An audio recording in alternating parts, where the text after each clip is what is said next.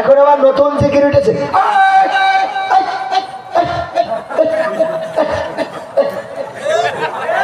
ঠিক না বেটে?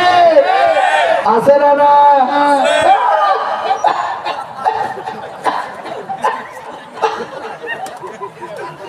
শয়তান কয় তোরা এই দেশে দায়িত্ব পালন করেন, চলে গেল, আমি আর এই দেশে নেই। ও পদত্যাগ করিছে শয়তান, যে তোর দায়িত্বে থাকলে তুই যা ভালো মনে হয় কর, আমি চলে গেলাম, বাই বাই টাই টাই। এমন হলে বাসে না নাই? আমার নেত্রী কলিজার টুকরা শেখ হাসিনা পালিয়ে গেল, ওই সাথে বাইতুল মুকাররমের ইমামও পালাই গেল।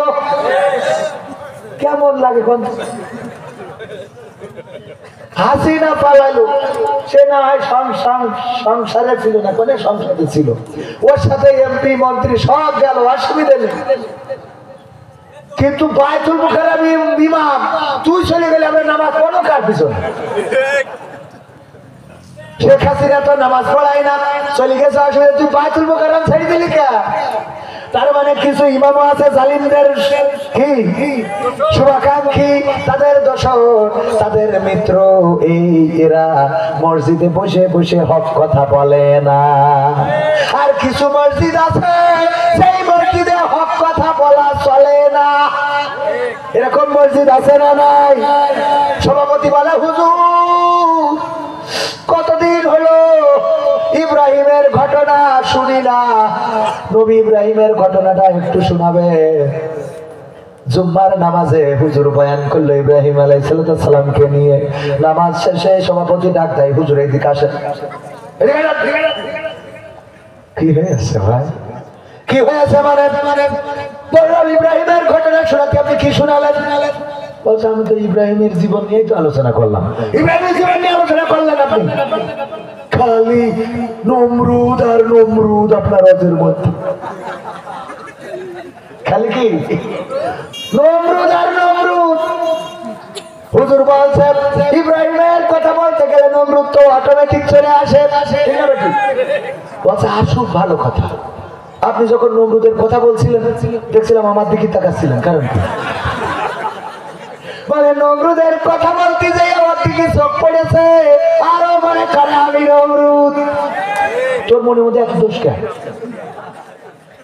বলা হলো যে একদল খেয়ে গেছে আর একদল খাওয়ার জন্য বসে আছে, মাথা গরম হয়ে গেল, চান্দি গরম হয়ে চুল পড়ে যাচ্ছে। আমি আমার নেতাকে বললাম, বলতেছে এই কথা কারে বুঝাইলো, কোন দল রে বুঝাইলো? হ্যাঁ ওর আজাদ শোনা যাবে না, ওর আজাদ চলতে দেওয়া যাবে না। আমি বললাম তুমি বোঝো নাই, এই কথা বলেছে জামাত ইসলামকে মিন করে। বলছে পাগল বুঝাবো, জামাত ইসলামের বলেছে এই জামাতরা কি এইভাবে খায়? হ্যাঁ আমি বললাম জামাত খায় না, তোমরা কি খাও নাকি?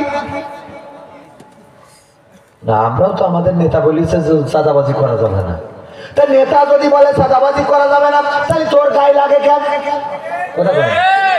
এইটা তো লাগবে বাংলাদেশ চাঁদাবাজ পার্টি যারা, তাদের, ঠিক আছে?